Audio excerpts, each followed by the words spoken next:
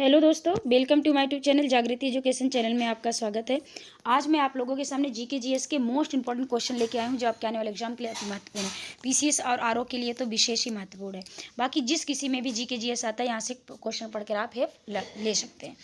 तो पहला क्वेश्चन है, उस विटामिन का नाम जो किसी भी मांसाहारी भोजन में नहीं मिलता है, तो वो है उत्तर विटामिन सी। दूसरा क्वेश्चन है, सूर्य उदय होते समय व डूबते समय लाल क्यों दिखाई देता है, तो इसका उत्तर है प्रकीर्णन के कारण। सूर्य उदय होते और डूबते समय लाल ऋण दिखाई देता है प्रकीर्णन के कारण। घरों में विद्युत संयंत्र जोड़े जाते हैं, तो उत्तर है समांतर क्रम में जोड़े जाते हैं। नेक्स्ट क्वेश्चन, लोहे में जंग लगना है एक रासायनिक क्रिया, उत्तर है रासायनिक क्रिया। इसमें उत्तर डायरेक्ट दे दिए हैं।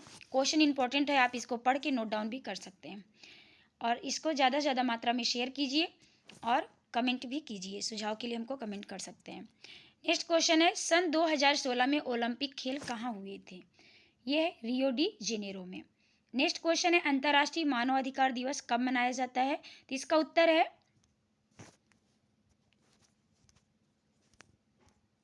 10 दिसंबर को। कब मनाया जाता है, 10 दिसंबर को। नेक्स्ट क्वेश्चन है, 10 दिसंबर को मानवाधिकार दिवस मनाया जाता है। अगला प्रश्न है, हरियाणा की कौन सी नस्ल की भैंस प्रसिद्ध है, मोस्ट इंपॉर्टेंट है, बहुत बार पूछा गया है क्वेश्चन। तो मुर्रा यानी मुर्रा भैंस हरियाणा की सबसे प्रसिद्ध भैंस है। प्रसिद्ध शीतल माता मंदिर कहाँ स्थित है, उत्तर है गुड़गांव में। नेक्स्ट देखते हैं प्रश्न, भारत में तिल की मानव शरीर में सामान्य रक्तचाप कितना होता है, तो उत्तर है 120 और 80, यानी कम से कम 80, ज़्यादा से ज़्यादा 120। नेक्स्ट क्वेश्चन है, भारत में तिल की सर्वाधिक उत्पादकता वाला राज्य है, तो उत्तर है पश्चिम बंगाल। नेक्स्ट क्वेश्चन है, जब पृथ्वी सूर्य और चंद्रमा के बीच आ जाती है तो कौन सा ग्रहण पड़ता है, तो उस समय ग्रहण पड़ता है चंद्र ग्रहण।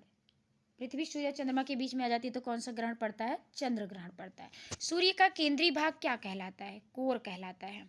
ये बहुत बार क्वेश्चन पूछा गया, केंद्रीय भाग क्या कहलाता है, केंद्रीय भाग कोर कहलाता है।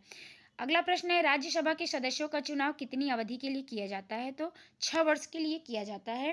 प्रति 2 वर्ष बाद 2/3 सदस्यों को अपदस्थ करके नए सदस्यों का चुनाव कर लिया जाता है। तो यानी ये राज्यसभा जो है एक परमानेंट अस्थायी सभा है, यानी इसका कभी भंग नहीं होती, जबकि लोकसभा हर 5 साल में भंग कर दी जाती और नई लोकसभा का निर्माण होता है।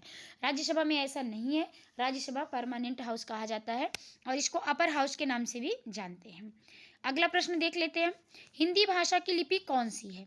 हिंदी भाषा की लिपि जानते सभी देवनागरी लिपि है, और देवनागरी का और ऊपर जाएंगे तो ब्राह्मी लिपि से देवनागरी लिपि निकली हुई है। अगला प्रश्न देखते हैं, हमारी आकाशगंगा का नाम क्या है, तो दुग्ध मेखला या मिल्की वे के नाम से हम जानते हैं। हिंदी भाषा का पहला समाचार पत्र कौन सा है, तो उदंत मार्तंड हिंदी समाचार का पहला प्रश्न है। प्रश्न है, काजीरंगा राष्ट्रीय अभयारण्य किस राज्य में है, मोस्ट इंपॉर्टेंट, बहुत बार पूछा गया है काजीरंगा राष्ट्रीय अभयारण्य।